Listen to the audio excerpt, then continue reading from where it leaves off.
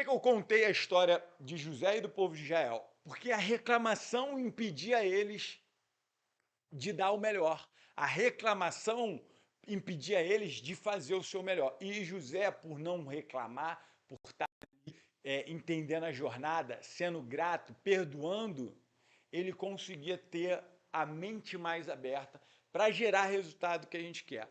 Ah, Freitas, tu tá pregando? Não. Eu só estou contando uma história sem teor teológico, porque eu não tenho propriedade para falar isso, mas quando eu li, putz, quantas vezes a gente pode diminuir a dor que a gente está sentindo se a gente parar de ruminar e de reclamar. Então, a dor que a gente, muitas vezes a gente vai atravessar o nosso deserto pessoal porque a gente não para de ruminar. E eu vou dar um exemplo meu, que eu vivia. Eu estava no BOP e comecei a ruminar. Eu não busquei autoconhecimento, não busquei desenvolvimento e comecei a ruminar na minha cabeça. Ah, o sistema, coisa ruim. Sistema não tem nada a ver com problema interno. Por quê? Uma coisa que a gente tem que aprender, e eu não sei se eu já falei isso aqui no início, mas Moraes pode me ajudar. A dor, o fato, ele é neutro. Ele é neutro. Ele, o fato, um fato, ele não vem com é bom ou é ruim. Um fato não é, vou dar um exemplo. Vou dar um exemplo. Perder um parente querido é ruim, não é, Moraes? É ruim. Eu tinha o meu avô, Sérgio, casado com a minha avó Eunice. Porra, o cara é incrível. Só que o meu avô teve 5 derrames. 5 derrames. Eu cuidei do meu avô, eu carregava o meu avô, eu botava no andador, eu lembro vivo na minha cabeça isso. E meu avô, ele fez de tudo para recuperar dos derrames, mas toda vez que ele estava se levantando, puf, caía. Toda vez que ele estava se levantando, puf, caía. No quinto derrame, cara, eu vi o meu avô ficar mole assim, sabe? O lado direito dele morreu. Um lado até ainda ele conseguia a coordenação, mas o outro. No dia que eu entrei no quarto, foi a primeira vez que eu vi meu avô e chorei. E nesse dia eu chorei, senhor, leva meu avô. Para que tanto sofrimento? É, é, sabe? E ele não tinha mais como voltar. Ele não tinha mais o que fazer. E tipo assim, então a dor de ver ele ali me fazia sofrer ao ponto de eu achar que a morte era um alívio para ele.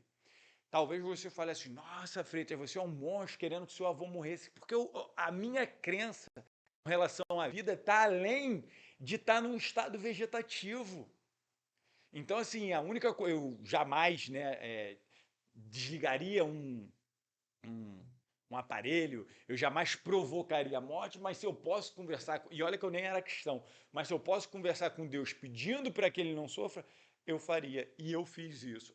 Ele ainda viveu mais algum tempo, mas era uma situação onde, naquele momento, a morte não era uma dor no meu coração. Até porque eu sei o que eu passei, o quanto eu ajudei o meu velhinho. Então, assim, o fato é neutro. O fato é neutro. Nós que damos a intensidade. Nós que vamos dizer se é dor ou se não é, que vamos dar o tom daquilo ali. E muitas vezes a gente está carregando sofrimento, e agora voltando, inclusive, lá, porque a gente é incapaz de perdoar. E outra maneira da gente fazer essa regulação é com o perdão, né? Porque o perdão não quer dizer que precise de convivência com o outro, mas o perdão é se livrar do sentimento que está te aprisionando.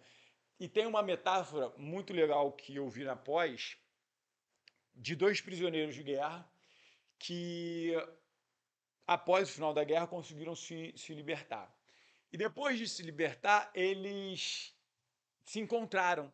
E aí vinha um de frente para o outro, um bem arrumado, um bem, né, assim, com uma vida bem sucedida, e o outro maltrapilho, mais como mendigo. E aí eles vieram e se cruzaram.